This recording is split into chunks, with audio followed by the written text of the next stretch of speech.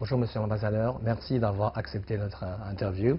Tout d'abord, comment jugez-vous la réaction et les mesures prises par les autorités chinoises jusqu'à présent pour lutter contre le nouveau coronavirus? D'abord, merci de votre invitation. Et tout d'abord, je voudrais exprimer ma solidarité avec le peuple chinois.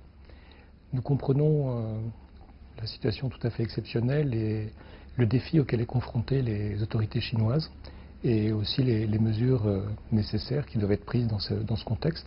De manière générale, je trouve la mobilisation tout à fait exceptionnelle et je voudrais saluer en particulier la mobilisation des médecins, des personnels de santé, en particulier à Wuhan, qui font vraiment un travail fantastique. Le président chinois Xi Jinping parle d'une bataille du peuple contre le nouveau coronavirus et cette bataille est entrée actuellement dans sa phase la plus difficile. Et selon vous, est-ce que le peuple chinois va finalement triompher dans cette nouvelle bataille? Bon, je dois dire que je trouve que le peuple chinois fait face avec courage et beaucoup de calme à cette épidémie et je ne doute pas que la mobilisation va permettre de triompher de ce fléau. Dans un message vidéo publié récemment sur le site internet de l'ambassade, vous avez mentionné que les vols assurant le rapatriement des expatriés français ont également permis le transport des matériels de protection médicale pour la Chine et que la France souhaiterait faire davantage pour aider les Chinois.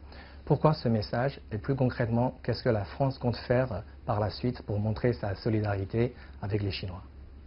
D'abord, ce message, c'est aussi un message un peu personnel, puisque j'étais à Wuhan en décembre.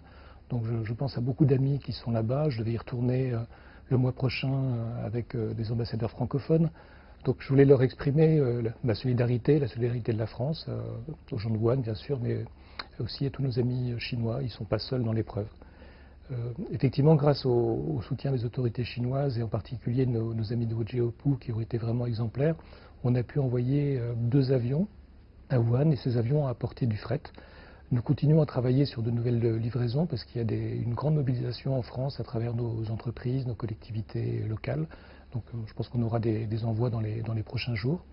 Et puis au-delà, on a mobilisé toute notre communauté de recherche de médecine qui travaille sur les moyens de trouver des remèdes, aussi de mieux comprendre le virus et ensuite enrayer l'épidémie. Et en France et dans le monde, depuis l'apparition du nouveau coronavirus, on a constaté des actes de discrimination parfois à l'égard des Chinois. Quel est votre regard sur ce phénomène? D'abord, c'est inadmissible. Ensuite, c'est consternant. Et je veux dire que ces actes n'honorent pas leurs auteurs et font honte au pays où ils ont lieu. La dernière question, c'est que si vous deviez transmettre un message à toutes celles ou à tous ceux qui travaillent jour et nuit au péril de leur vie pour lutter contre le nouveau coronavirus, quel serait-il? 中国加油，武汉加油。